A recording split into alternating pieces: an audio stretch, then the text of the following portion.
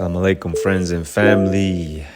So today we want to go into a little bit about what the liberation plan means, what it is more specifically. And I'm going to start with the obvious, which is step one. We have 9 steps so far that we're working on, but we're going to focus today on step number 1 because it's the most obvious. It's growing your own food.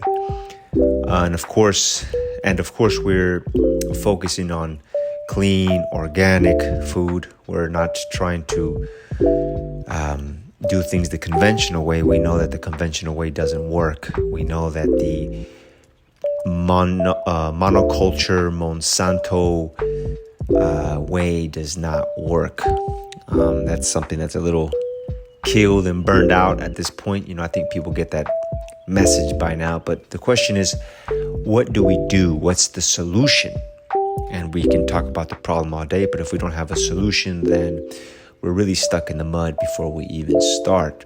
So I can just tell you briefly that that's what happened to me for many years. I was complaining about a problem, but I was never actually trying to build upon a solution or build the vision that I had in my head. And that was a big problem. It only brought me more stress, more frustration. And of course, no one wants to listen to a person who's stressed and frustrated. But whenever you start working on a problem, sometimes people will come to your aid when you are trying to figure something out. And so in this case, the concept is not unique. It's not something I want to patent or, hold a monopoly on.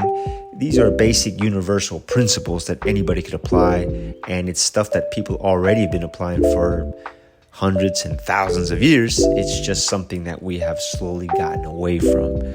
And the basic principle, which is the first principle, is just growing your own food. Not using chemical fertilizers, not using harmful practices, and trying to get the cleanest seed that you can get. That's pretty much common sense. But the other aspect to growing your own food that I quickly ran into was that you need a lot of food to be able to live off of it. What I mean by that is that, to be able to eat your own produce every day, you got to grow a lot of food. And so I quickly ran into the dilemma of just pure mathematics. How do I grow all this food by myself when I have limited space? I don't have land. I don't have the money to get access to the land. So I started thinking of creative ways to do this. And I found on the internet, there was people just, finding people that would be able to share their places, share their homes, share their yards, and grow food together as a community. So I kind of tweaked it to my own wants, needs, and desires. And I said, well, let me just start with 5 family members and convince 5 family members that, we'll all grow food together. And so as you can see here, I'm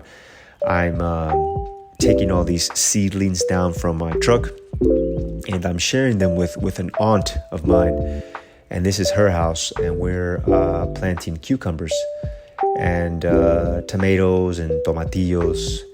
And so we're setting it up to where all this abundance that we have no space for at my house or anybody else's house, we're planting it at my aunt's house. So basically, I kind of made a proposal to Mom. I said, listen, we're going to be, planting a lot of stuff. The season's about to come, or we may be, we're not going to have space. So why don't you take care of this, manage it, maintain it? And at the end, and she even asked me, she was like, how much do you want for this? I said, I don't want money. What I want is for you to take care of it.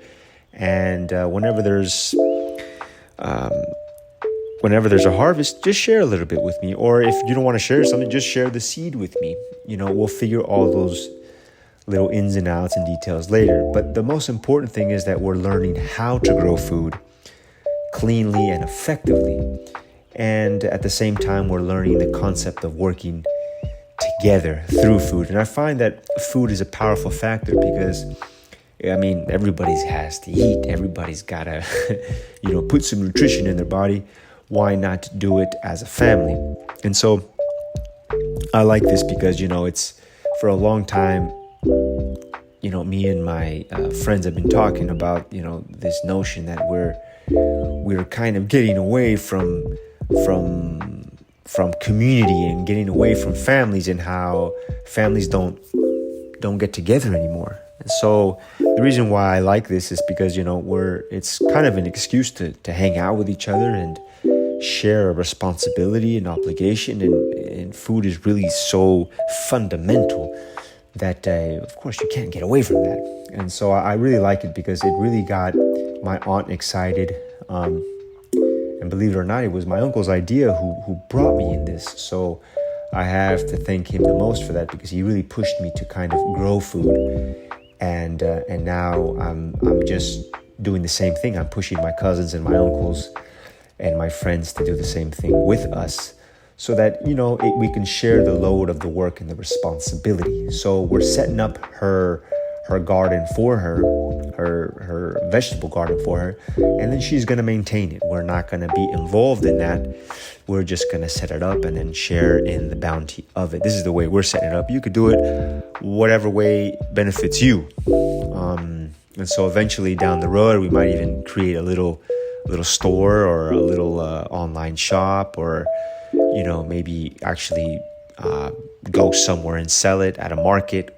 We don't know. The possibilities are endless, but first things first, we have to get good at growing food. And so we're really just learning and in the experimental phase of growing food. So that's what we're doing here. Me and Jose are just setting everything up so that, my aunt could have as much bounty as she can. Right now, we're planting cucumbers, and we had these in the greenhouse for not too long, and it really helped accelerate the process. If anybody has the ability to do that, if you have a yard big enough to do that, I would highly recommend to build a little tiny greenhouse, or buy one if you have the resources, because it really accelerates the process. I mean, here we're in the south, so it gets really hot in the summer. So it's just good to get everything ready before the heat comes, because once the heat comes here in the south, it gets plus 100 degrees Fahrenheit. And so but in this case, we were ready with these seedlings, and we just didn't have anywhere to put it. So it was kind of cool that my aunt and my cousin actually, like a day before, kind of approached and said, hey, we're kind of interested in doing this. Let's roll with it. And so right here, we noticed that the soil that my aunt has, as you can see she has a lot of flowers, roses, but not much food. So I when I look at and assess a piece of land, I look at front lawns a lot different. I find it really funny that in the U.S. we have so much land, especially here in the South, where we have huge yards, but we utilize it the wrong way, in my opinion, where we have to spend money to cut the grass and spend money to maintain it because the city comes and gives us a ticket. Why not use that unused land and grow food with it, But the power isn't in the individual. The power is in how we come together to really do it. Imagine if you convinced, your whole block to grow food. Imagine if you convinced your church or your mosque or your synagogue, or your temple to grow food, in 15 or 10 or 20 or 30 of you got together. The power really comes when you start coming in numbers. That's where it really takes off, because this, took us, roughly about an hour to do. It wasn't a lot of work. We talked a lot of the time and, kind of planned it. It wasn't the neatest, or it wasn't the best technique. But I mean, listen, it's better than doing nothing. and it's not like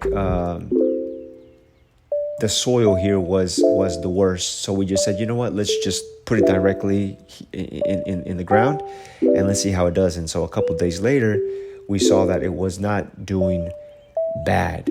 So, we got kind of lucky. My aunt for a while has been working on the soil and putting different types of compost and organic matter. So it was pretty ripe for the situation so that we can grow.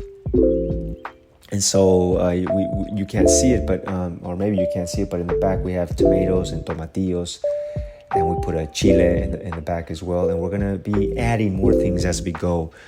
Some blueberries, some grapes. We're gonna get creative, and we're gonna try to use, believe it or not, probably even plant some corn here, if the space permits. But the whole process is just as simple as growing your own food.